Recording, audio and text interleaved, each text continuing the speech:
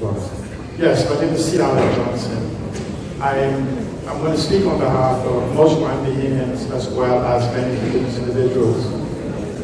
Many of us have been on this island for decades, and we've always seen the ever sloping decline of our economy. One of the things that they've been lacking is a clear directive as to what's next and what's now. And the problem that individuals have in making the determination is that we can't seem to find a clear, concise plan as to what's next and what's now. It's been 22 weeks, and for those who understand the effect of recovery, I see us still in the process of assessment. In my true sense, I see no real recovery or even a strategy for rebuilding. And if that strategy does exist, it's quieted someplace else. For us as a wider community, we have a sense of being in a sense of despair, not knowing what's next. There's always some news bite coming from somebody's doing something, somebody's saying something. The question being one is, where can we find a precise plan as to where do we proceed to now? What is the strategy for redeveloping Grand Bahama? What is the strategy for building the infrastructure for restoration of the economy of Grand Bahama and the Bahamas as a whole? And I speak to a lot of individuals, and those who know me know I'm a data individual, so I collect data, I watch all the media, and we're not getting that information to even make concise decisions in business decisions as to should we rebuild, should we invest, should we do anything? Because it's simply somebody's doing this, someone is doing this, some excuse for this, some excuse for this, almost like a shifting, moving goalposts. Secondly, there's a concept called nothing for us without us. And a lot of individuals in the business community, a lot of individuals on Grand Bahama as a whole, whether it's from West End to Sweetens Key, and even for those that have left the island, it's not getting a clear, concise information, nor are they able to have a mechanism for participation into what's next and what's now. And the question in the whole is, can you as a government and as an extension, the Grand Bahama Port Authority, because they themselves have some sort of quasi-control of the whole island in spite of us like to think of just Freeport, tell us where we can find a strategy. Tell us where we can participate in it. As time is running and resources is being limited, NGOs are slowly fading away, and people don't know, and anxiety levels. How do we participate, and where do we find an actual strategy for short, medium, and long-term rebuilding and recovery from you and for input? Thank you very much. First of all,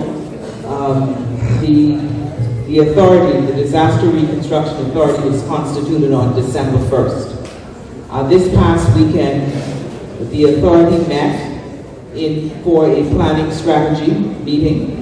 The authority has 6 priorities in terms of the priorities for the rebuilding, which is education, the environment, health and housing and infrastructure, and the economy.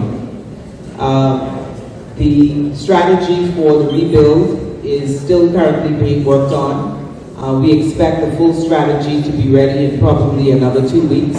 It is something that the authority has been working on since we came on board December 1st. So you're right, you have not seen a written strategy anywhere because the strategy is being worked on.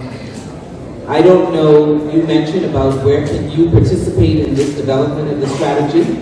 I believe because the strategy really starts, first of all, with those very specific things that we have to look at for the rebuild. So there is a strategy that's being worked on. That's what I want to say to you. It will be made available. And we are not, we've come up with what we consider the framework for the strategy for the rebuild, but we are going to be meeting with members of the business community, and we're going to start doing that probably in another 2 weeks when the outline of the strategy is more firm. Yes, the point he's making is that, as we redevelop Grand Bahama, we did it very easily using international figures, put $7 to $12 billion. First of all, let me just say to you, the IDB came to the Bahamas, the ACLAC division and the DPM can speak to this more. They came up with the 3.4 billion revenue, okay? Yes, that's what when you look at their figures, and I guess the Deputy Prime Minister can define for me what it is, because again, I hear about GDP that has been diminished. I hear about infrastructure that's been diminished, because I hear the Prime Minister says that $2 billion has been done. And so all of these figures are variations. But the very institutions for which I could quote some figures, so I don't want to go into a debate now, but they are international companies that have the same amount of credibility and provide advice to some of the same individuals who are also giving the figures that you guys are quoting. And that is concerning the GDP, that's concerning infrastructural damage, that's returning what it's going to cost to restoration, what's the timeline for that restoration, the impact, it's about data. We're in the 21st century, and data is the currency of the 21st century. And I'm simply saying is that it is hard for business people, whether they are aware of it, indirectly or indirectly, to make decisions without concrete, concise information as to what's next and what's not. And the point is that, yes, you create these silos that you say you're going to address them individually, but we, as a community, make up Grand Bahama. And I'm sure I represent a lot of people, believe that the collective intelligence of all of us is superior to the selective ignorance of a few of us.